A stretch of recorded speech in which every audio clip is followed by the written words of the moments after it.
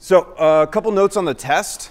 Some things that were marked incorrectly that should not have been marked incorrectly. For example, using informal notation on the symbolizations, I told you that was completely fine, and some people, not everybody, but some people lost marks for this. I've gone through the tests that I still have and corrected them all. If you have picked up your test already, take a look for all of these things. If you lost marks for any of these things, just show me your test and I'll give you the marks. Okay? So I talked to a bunch of people yesterday where we did that.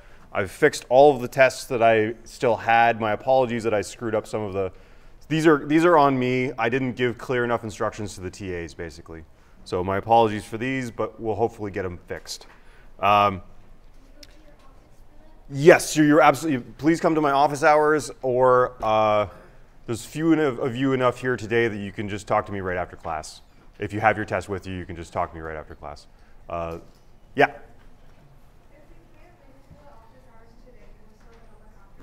Absolutely, absolutely. There's no time limit on this. Bring these to me whenever you've got time or whenever you're able to make it.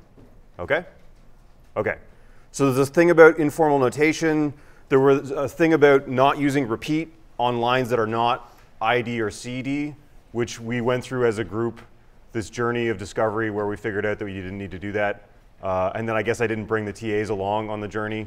So they were sometimes marking people down. A bunch of people lost half a mark on their derivations for not using repeat when in places where I specifically told you didn't need to use repeat.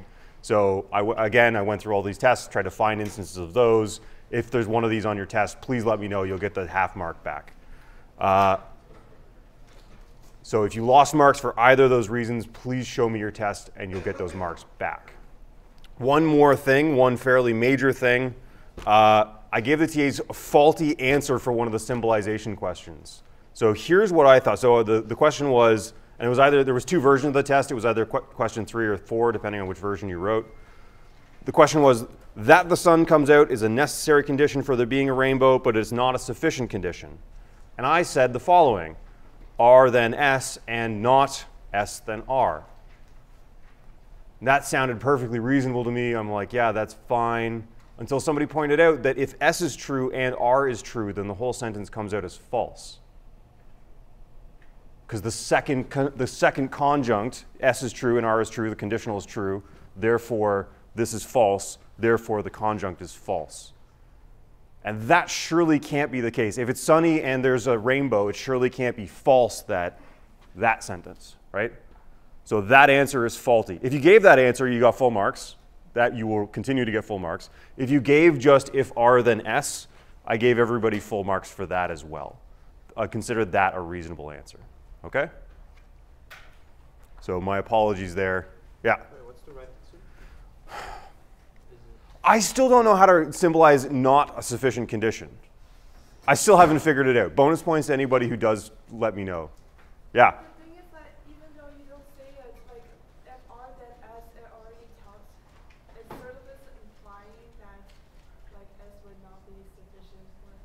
Yeah, but implying is not something we do in logic. You're right that in any normal conversation, that implication would follow, but in logic, we don't do that. But yeah? I don't think you can symbolize it, because when you're saying it's not sufficient, you're really not saying anything. Yeah, you're saying it's not the, well. You're not saying it's not the case, and you're not saying it is the case. You're just saying That's like, right. You're really just saying nothing. It's a non-assertion. Yeah. So in logic, we have no way of saying this is neither an assertion nor not. You have no way of saying anything but this is true or this is definitely false. When we say it's not a sufficient condition, you're kind of saying, well, we don't have a fact of the matter about that. So I think that's exactly right. So again, my apologies for this. So if you wrote this, you get 3 marks. If you wrote just if R then S, you get 3 marks. I corrected a bunch of people's tests yesterday. I corrected all the ones I still have in the stack. So if you haven't picked yours up yet, this is corrected on your paper.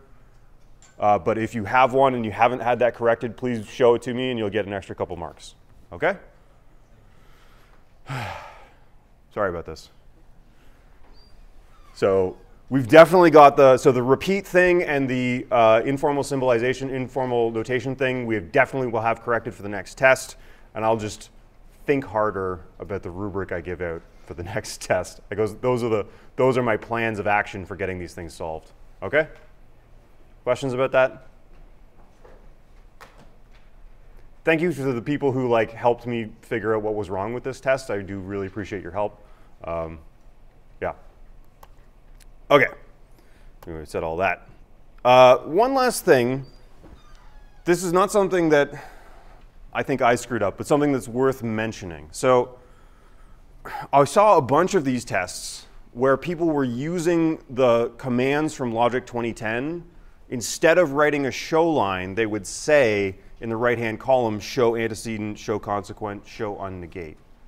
And I know that that's what you write in Logic 2010, but those are not rules of inference in our system, right? Those are commands that you use to get Logic 2010 to write you the relevant show line. And you need to write in a hand-done derivation, you need to write the show line. Okay, so what I saw was people doing the following. So just really quickly. So they'd write, you know, they'd write the first show line. And then, so they'd write the antecedent of something and say, show ant. So for one thing, you do not have to write this part. You just leave that blank. You don't have to justify a show line ever. Second, you still need to write the show line here. And you need to write this because what I saw was people wouldn't have written that it's a show line, and then they would cite on the next line, they would use line 2 in an inference. And that's why you write the thing, that's why you write the show blah, blah, blah, to remind yourself that you do not have this line available until you've shown it. Okay? So it's just people kind of confusing the way Logic 2010 does things with the way that you need to do them by hand. In all of the examples that I've done by hand with you, I have not done this. So you need to do it the way we do it. The way I've been doing it for you by hand is how you have to do it by hand on the test. Okay? Is that reasonably clear? Okay. You don't have to ever write anything on the right-hand side for a show line. You just show it. You just say, I would like to show blank. Okay.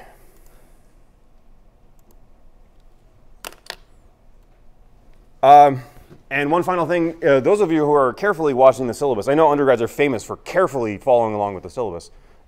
You'll notice that we're ahead of the game on the syllabus. So I'm teaching you stuff that we were supposed to be learning after reading week according to the syllabus.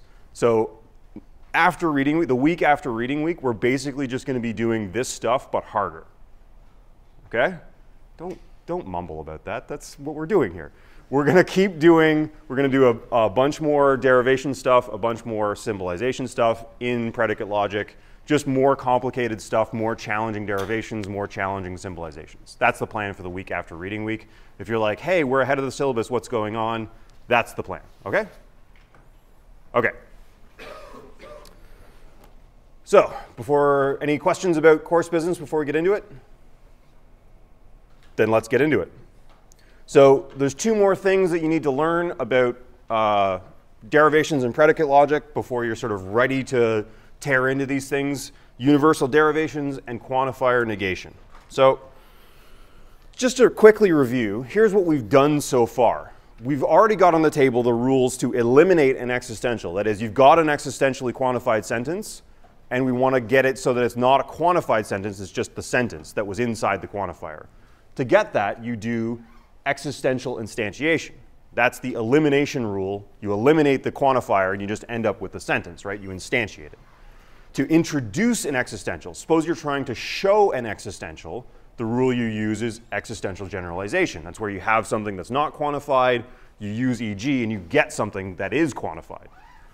Similarly, to eliminate a universal, we've been using universal instantiation. You've got some universally quantified sentence, and you use UI, and what gets spat out of that is something without a quantifier on it, right? It's just an instance. So we've got one element missing here: how to introduce a universal. That's what we're going to learn first, the rule to introduce a universal. And it's not exactly a rule. It's not a rule like EI, EG, or UI. It's actually a new kind of derivation. Don't panic. It's fairly straightforward. So far we've got direct derivations, indirect derivations, and conditional derivations. You're actually familiar with the idea of introducing something with a derivation type. So a conditional derivation is how you introduce a conditional. You don't have a conditional, you want to get one, so you start a conditional derivation.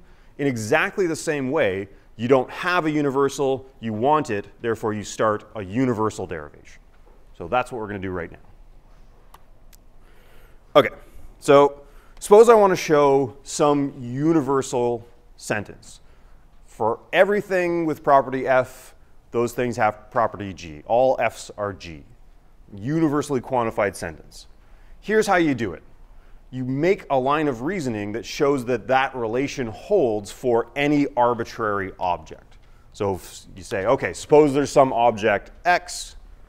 If x has f, then you show that it has to have g. And because it was arbitrary, you know it's going to hold for everything. Right? So you introduce an arbitrary object and then show that the thing holds. And what you've shown is that it holds for everything. If that's not clear, hang on a sec and it should be, the actual mechanics of this are pretty straightforward. So the only tricky bit is arbitrariness. So where arbitrary, if you recall from last time, to use existential instantiation, you have to instantiate to an arbitrary variable, a variable you don't know anything about, a variable that hasn't appeared free on any line above the one you're using. Yeah? And it's the exact same rule for universal derivation. It has to be arbitrary. So you can't say, you know, all objects that have property f have property g. Look, Corey's got property f, therefore, and he's got property g, therefore anything is going to have those, right? It has to be something you don't know anything about. So in the state of pure ignorance about what x is like, you can say, but I do know that if it's got this property, then it's got that one. Yeah? So that's why it has to be arbitrary. It has to be arbitrary in order to move to the universal generalization. OK. So just to remind you, free versus bound variables. So on the arbitrariness, so arbitrary means it cannot have occurred free anywhere in the derivation available from the show line or in a premise cited in such a line. That's the definition from the Parsons text. To remind you what free means, on the left-hand side here, x is a bound variable. It's bound to the quantifier. That quantifier is what tells you what's going to be x in each one, right? So that's a bound variable. A free variable is one that's not inside the scope of a quantifier.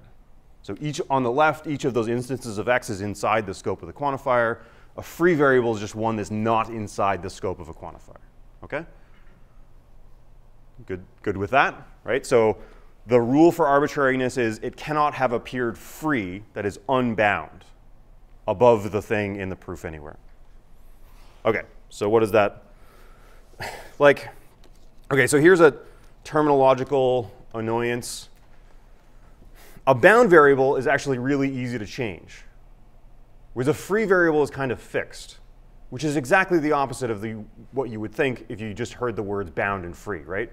Free, it sounds like you can do whatever you want with it. Bound sounds like it's really closely fixed to something, but it's exactly the opposite of that. So if I say for all x, if fx and gx, x can turn into anything. It's really easy to change x into whatever you want. You just universally instantiate it to anything that you want. No problem. Whereas once you have a free variable, like just fx, x is kind of attached to that f, and f is attached to the x. Now we know, if it appears free, then we know something about x. We know that it's got the property f. Right? So now we've sort of said, we don't know exactly what x is, but we're saying, suppose there's some object x, and the identity of x has got to be consistent across instances of the free variable. So in some sense, a free variable is not that free, and a bound variable is quite free. I find this very irritating, but nonetheless, here we are. OK? Is that clear why I'm, A, what I'm saying, and B, why I'm annoyed by this? OK. OK. It doesn't matter all that much. So long as you know the difference between a free and a bound variable, you'll apply the rules correctly. OK. OK. So Here's an example from the textbook that I puzzled hard over. Hard, because I'm like, wait a minute. So here's an instance of a universal derivation. So these are the three premises. For all x, dx, then mx. For all y, my, then ay. For all z, and therefore for all z, dz, then az. So I was deeply disturbed by this, because I'm like, look, what's going on here? We've got instances. So, OK, so here's the opening show line. And then this subderivation here is the universal derivation.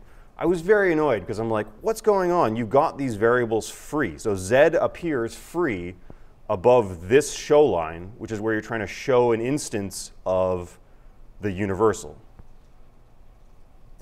And I was baffled by this, utterly baffled by this, until I thought hard enough to notice that what they mean when they say have occurred free anywhere in the derivation available from the show line.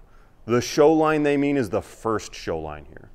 So the show the universal. So line 1 is the show line that they're talking about. So trying to show a universal, that means that it can't have appeared free anywhere above the show the universal line, not the show the instance line. So line 4 is where you're trying to show an arbitrary instance of the universally quantified sentence. You've shown an arbitrary instance on lines 5 to 7, and therefore on line 8 you say for universal derivation. I was like, wait, but z is appearing free, but it's not appearing free above the show the universal line. Is that distinction clear? So basically, when you write a show line for a universal, I want to show a universal. What you're saying is z can't appear free above it in the proof, above the show universal line. OK?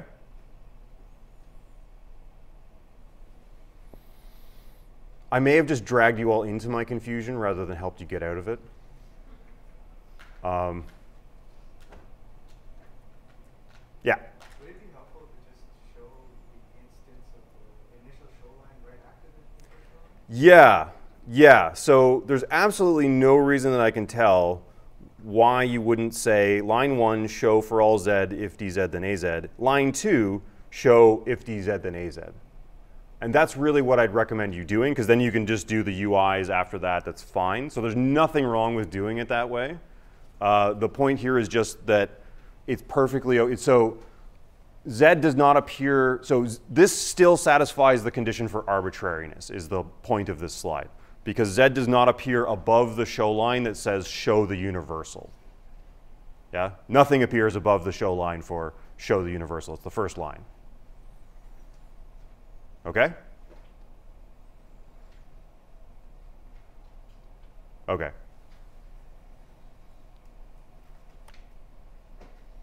OK. So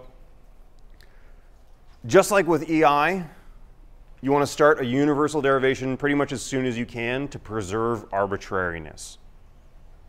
Yeah? Because the variable needs to be arbitrary, you start a UI. If you know you need to do, a universal derivation, you start it as soon as you can. That's basically how you preserve arbitrariness. You won't get in trouble very often if you do this. OK? If you have to choose between doing an existential instantiation and a universal derivation, choose well in whatever context you're in. This really won't come up all that often, that you have to decide between one or the other. But just do whatever makes sense in the context. I think it's the best general advice I can give you, unfortunately. But, OK. So let me show you one example of this, because I feel like everything I've said so far is just really confusing. So let's try it. Let's try a universal derivation. OK? So as with all things logical, we start with our show line. We're going to show this universally quantified sentence for all x, fx. OK. So before, anytime you saw something that was neither a conditional or was not a conditional, you pretty much start an indirect derivation. Is that right? If you see a conditional, you start a conditional derivation. Anything else, you start an indirect derivation. We're going to add one more step to that decision tree today. You say, if it's a conditional, you start a conditional derivation. If it's a universal, you start a universal derivation. So that's what I'm going to do right now. I'm going to show an instance of this. So I write myself another show line to show fx. Okay? In logic 2010, I would say show instance, but you don't have to do that. You can just write it down. Okay? Okay. So now the goal is just to show fx, and having shown fx, because we don't know anything about x yet, if we can show fx, we can show that for any arbitrary variable x, for all x, fx, and we've shown the universal claim that we're trying to show. So all we do is just try to show fx in the same way that we'd show anything else. So now we consider, once again, we apply our rules about what to do with a show line. It's not a conditional. It's not a universal. So we start an indirect derivation. So we say not fx. We're going to assume that for ID. OK? OK. Now, we have to start thinking about the other rule that we just introduced on Monday, which was if you've got an existential, instantiate it as soon as you can. So so those are all very automatic moves of just setting up my show lines. Once I've set up my show lines, the first thing I want to ask myself is, have I got some existentials that I'd like to instantiate? And I do. I've actually got two existentials here. I've got premise 1 and premise 2 are both existential statements. So I'm going to instantiate them both. Premise 1, I'm going to existentially instantiate y. So it comes out as for all x. Oh, I definitely wrote this out wrong. One of those x's is supposed to be a y. And I can't remember which, but it's a biconditional, so it doesn't matter. OK. OK. I'm just going to make the second one y. My apologies for that. OK. OK, so I'm going to existentially instantiate this y to an arbitrary variable. It has to be a fresh variable that we don't know anything about. That rules out x because x has appeared free in the proof already. So I'll just pick y. So if fx, then biconditional fy, or fi. OK? Premise 1, ei. All right. And I'd like to instantiate this one as well. That'd be nice. So let's instantiate that. But what can I not instantiate it to? I. Right. Also x, but I was the answer I was fishing for. So that's correct. So I have to say fj in this case. So premise 2, existential instantiation. OK. Good. So now I've done all the moves that I should. So these are all kind of the moves that are forced on me by the basic decision tree of setting up my show lines and getting things instantiated as soon as possible. Now I have to start thinking. Now I have to start looking around at what I've got, what have I got available, and what can I do with it. So I've got available line 3, I've got available line 4, and line 5. So I've kind of extracted the material that I can extract from this. I could existentially instantiate these things again, but having done it once, you're kind of just starting over from scratch, right? I could existentially instantiate these to k and so on and so forth, but it's not really going to move me forward in the proof. So those are pretty much used up at this point. Existentials kind of get used up the first time you instantiate them, in a sense. I mean, you can instantiate them to something new, but they've got to be to something completely new, so it's not going to help.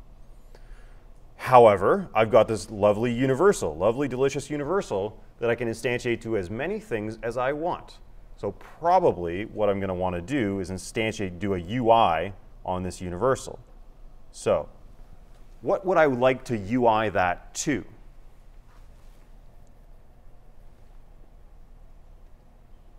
Well, I don't know yet. What you want to do, so the existential instantiations were kind of forced. You're like, I got to do something fresh, so I don't even have to think about this. When you're UIing, you do kind of have to think about it. What would I like to have here? What you do is you UI to match something that you existentially instantiate it to. You universally instantiate something that will be useful, and what's useful is whatever you existentially instantiated to, or whatever you've got already. So in this case, let's do 2 just to be sort of safe. So one thing that I've got is not fx. So let's universally instantiate line 4 to x. So fx biconditional fi. So that's line 4 ui. OK.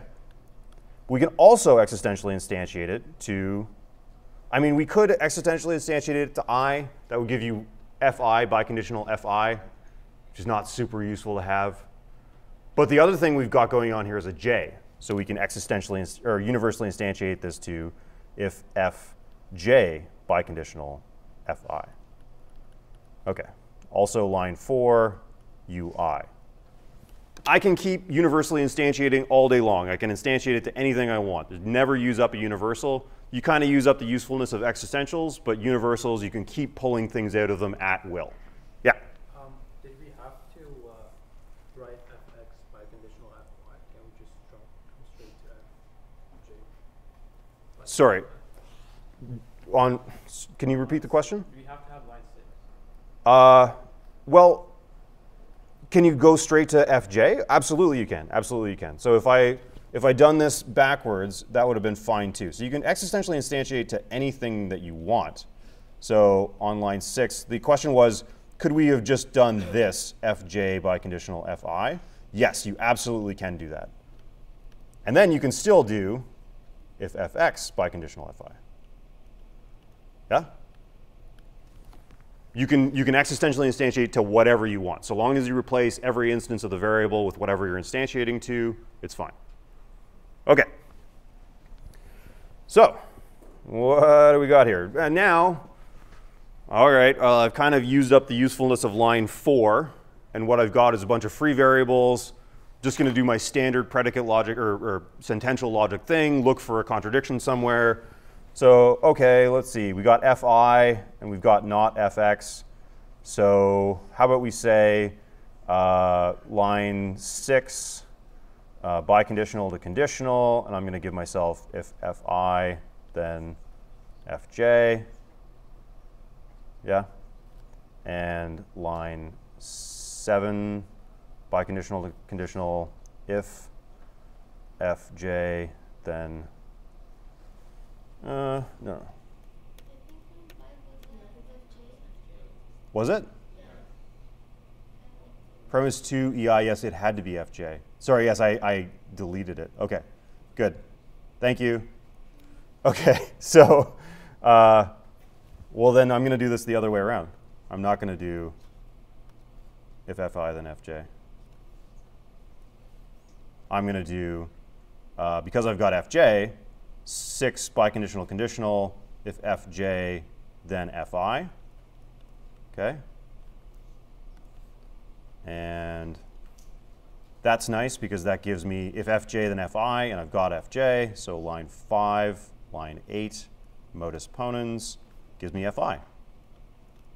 OK, and that's got to be useful, right? Got to be useful. What do I got here? I got if fi biconditional fx. Well, cool. So then I can say line 7, biconditional to conditional. Let's say if fi, then fx, because we've got not fx. So line 11, we do 9 and 10, modus ponens, giving us fx. And now we've got our contradiction. So we've got not fx up here, fx down here. So line 3, line 11, ID, box, and cancel. Good. So now what we've done is shown for some random variable x. We don't know anything about x, but we've been able to show that for whatever x is, it's got the property f. And therefore, we can show our universal. Yeah? When does the no capturing rule apply then? Universal instantiated line 4, we use fj, but we use fj5. OK. So you got, so she's asking about the no capturing rule. No capturing is different than arbitrariness. No capturing says you're not allowed to instantiate to something that's already inside the sentence itself. So if I had a sentence that said, for example, for all x, there exists a y such that fy, I would not be allowed to universally instantiate that to, sorry, that was not a good example. So there exists a y such that fy and gx. So that I would not be allowed to instantiate to y. So I'm not allowed, this is an unacceptable ui, g, y. Sorry, that should be a y. Yeah, because y is, I'm trying to universally instantiate this variable to something that already is inside the sentence itself. That's the no capturing rule. The arbitrariness is when it does not appear free in an available line. So that's the difference. Good? OK, good. That's a good question. Those are good to keep separate in your head because you definitely want to be able to instantiate to whatever you want. Yeah? Could we have EG from line 5 to FX? Like if we had FJ, could we just EG get FX? You cannot. You cannot. OK, and here's why. So e.g., the question is, OK, we've got fj. Can we say, so this is line 5. On line 6, couldn't we have just said e.g. f of x? But that's not what e.g. produces, right? What e.g. produces is the following. There exists an x such that fx, right? e.g. is our existential introduction rule. It makes an existentially generated sentence. And there exists an x such that fx is not the same as fx. Because this is now an arbitrary, like this is a variable that could be anything, whereas this is a free variable that applies to something. Yeah? And you cannot go, you might be tempted to say, well, now I'll just existentially instantiate that to x. But of course, you can't do that because x appears free in a line above, or x is not an arbitrary variable. It already appears in the thing. So that's why we can't do that. It's a good question also. OK, let's finish off this derivation. Because we got one line left. We've shown an arbitrary instance of the universal. And now we just want to close off the universal derivation. So we say line 2, ud. Line 2, we showed an arbitrary instance, box, and cancel. OK? Also on the test, there was a bunch of people not drawing their boxes. Draw your boxes.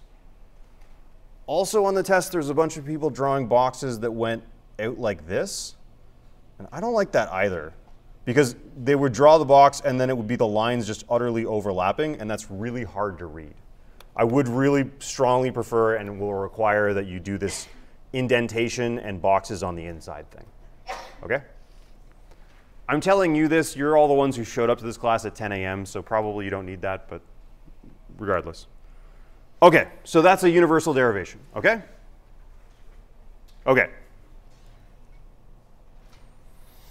So one last thing I want to tell you before we can do a couple of examples is quantifier negation. Here's a rule that's super duper useful. It's going to be incredibly useful for the rest of predicate logic. Quantifier negation. It lets you switch between universals and existentials by adding or removing negations. There's 8 versions of this thing. 8. Kind of, there's really just 4 that say you can go either way. So in each of these, 4 of these are identical to 4 of the other ones. They're just reversed. So you can go back and forth. The ones that are actually really useful, the ones that you'll be using a lot, are the ones where you start with something that's negated and end up with something that's not negated. So this negation means that this is not a universal, this whole thing is not a universally quantified sentence. It's a negation. So you can't existentially instantiate that or universally instantiate that, right? You can't say not all x then fx. You cannot use ui on that. But if you flip it, if you use quantifier negation to say there exists an x such that not fx, now you have an existential that you can do stuff with, like instantiate. Okay? So quickly, well, I'm just going to go through the kind of meaning of these so it's clear. So you can get from one of each of these to the other. So not for all x fx, it says it's not true that everything has the property x, which should intuitively be the same as there exists something that does not have the property x. Right? If it's not the case that everything does, or if it's not the case that everything has it, then there must be something that doesn't have it. Right? Right? Okay? Similarly, for all x not fx, all things fail to have the property x. All things do not have x, or f. Is the same as saying that there is nothing that has the property. Okay? Okay. Yeah.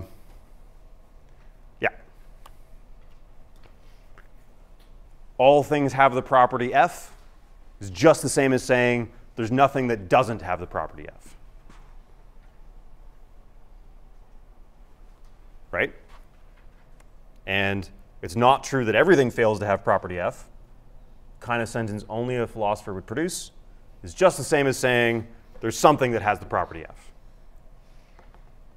Yep. Okay, now here's the bad news. You got to unlock these rules. Just like with the derived rules before, you got to unlock these things. The good news is that once again, I put the solutions up on Quarkus. So just below, let me show you Quarkus here.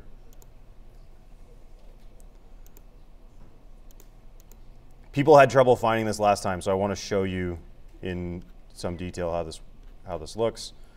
Student view, look, I can see it from your view, except you don't get this lovely fuchsia bar. So scroll all the way down to the bottom.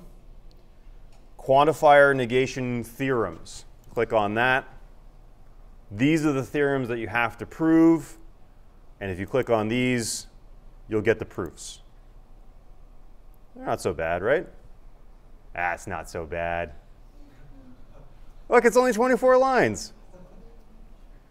And I actually propose to go through this one right now. I want to go through this one right now to show you the commands for this predicate logic stuff in Logic 2010. So go down to 3.203. OK. All right. So as always, show conclusion. It's a biconditional, so we're going to just show both directions. So show cond is my way of getting it to generate the relevant show line. Please note that that's not a rule. That's just a way of making it give me the show line. Now we're going to assume for conditional derivation, show the consequent. And we've got an existential. It's none of the things that we cared about, so we're just going to assume for ID. OK. Now, what have we got? We haven't got much, right? We've got there does not exist an x such that not fx. Right. Now I wish I had printed off the solution to this. I was so confident. I was so confident I'd be able to just zoom through this. So we got to show something, right? So let's try to show something. Let's try to show, because we've got nothing to work with here, let's try to show a contradiction. And basically the only thing I have to show a contradiction with is this universal for all x fx. Is that right? Well, that's just going to give me the assume ID of the opposite, so that can't be it. Well, I could start with the other direction, but what good is that going to do me?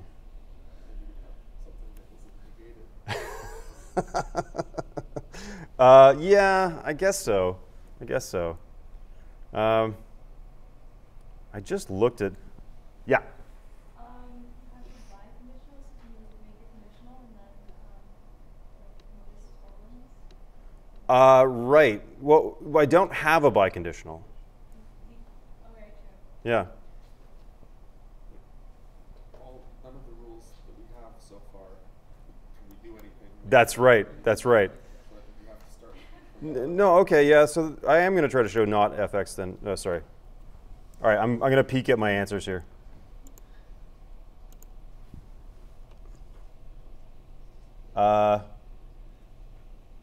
Really? Is that what I wanted to do? So if we do show is not the case, show the consequent. Oh, no. Is this even the right one? Yeah. Oh, yeah. Right. How embarrassing. Show for all x, not fx. All right. Oh, that's right. Stupid. This is where the, I'm so sorry. This is where the showing of a universal comes in handy. I knew I was going to. All right. So to show this universal, what do? We show fx. So we say show fx. Or I could have said, in this sense, show inst, which will generate the relevant instance. Right? So I want to show this universal to generate a contradiction with line 3. And I was thinking, all I can do with a universal is negate it, and I'll just get line 3. But that's wrong, because to show a universal, as I literally just explained, you show an instance. And now we can say assume ID. We've got not fx. And now we can say 8 existential generalization. Now, it'll give you this thing, which is what I wanted to show you, basically. Please specify the free occurrences of the term on which you wish to generalize by highlighting each occurrence and pressing Alt-1. So what they want you to do is highlight the variable and press, I'm holding Alt and I'm pressing 1. And then it surrounds it with this brackety 1. We say, OK. Please specify the generalized variable, the variable which you wish to appear in the quantifier phrase. In this case, I want x. So now I've got there exists an x such that not fx, which 5 repeat 9 ID gives me my contradiction that I can show the instance with. Huh. OK. So now on line 7, I showed an arbitrary instance of fx, which means that I've done on line 7 a universal derivation. And now on line 6, I can say 3 repeat ID. And I've shown the conditional.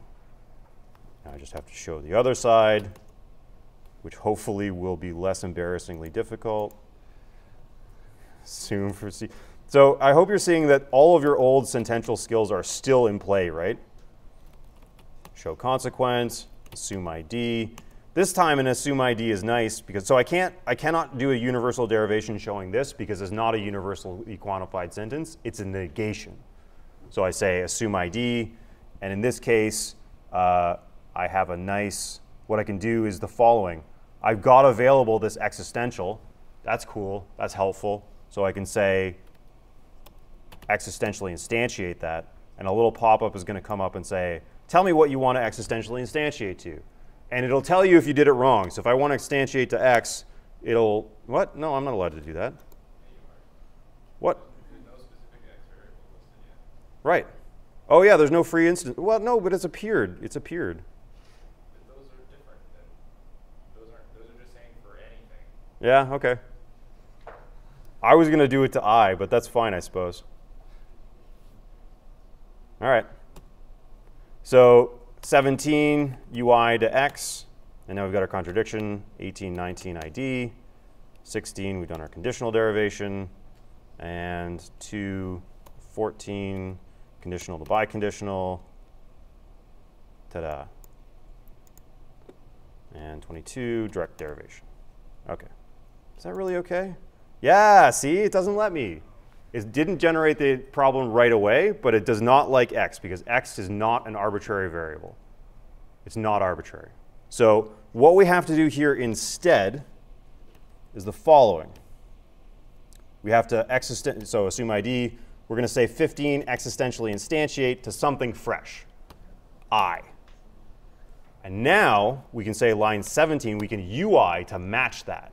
So we're going to, because we've got for all x fx, we can say universally instantiate to I, and now we've got our contradiction.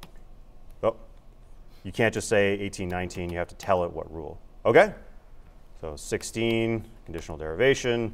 Now we can close off 2, 14, conditional to biconditional, 22, direct derivation.